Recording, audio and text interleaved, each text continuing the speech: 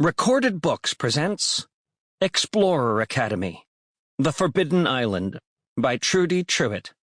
Narrated by Ramón de Ocampo. Chapter 1.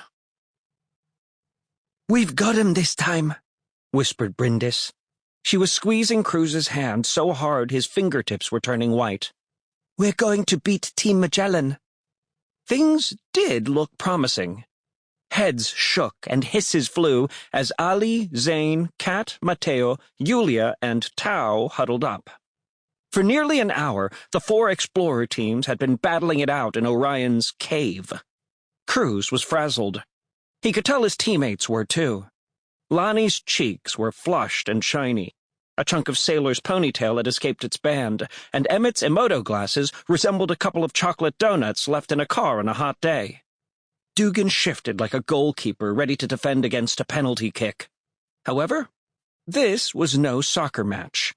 This was a brain-busting, heart-hammering, take-no-prisoners geography bee.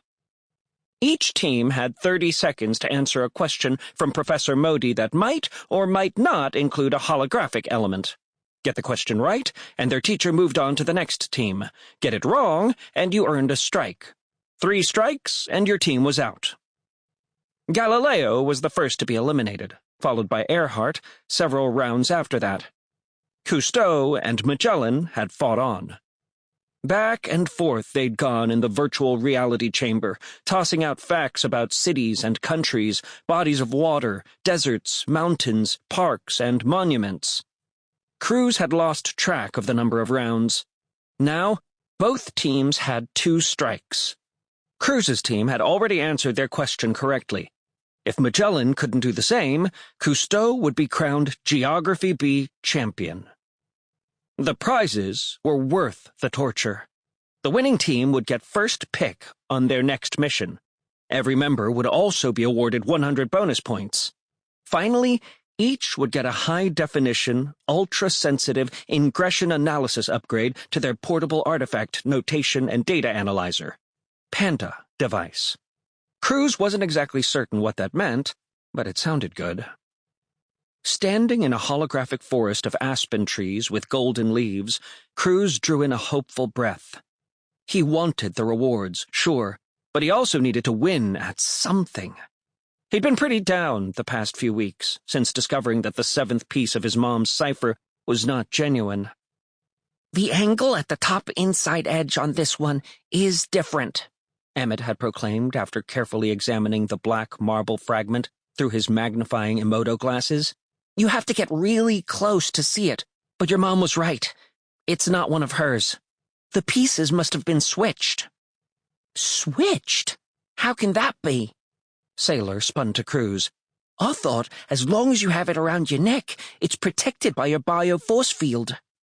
"It is, but I don't wear it all the time," Cruz reminded her.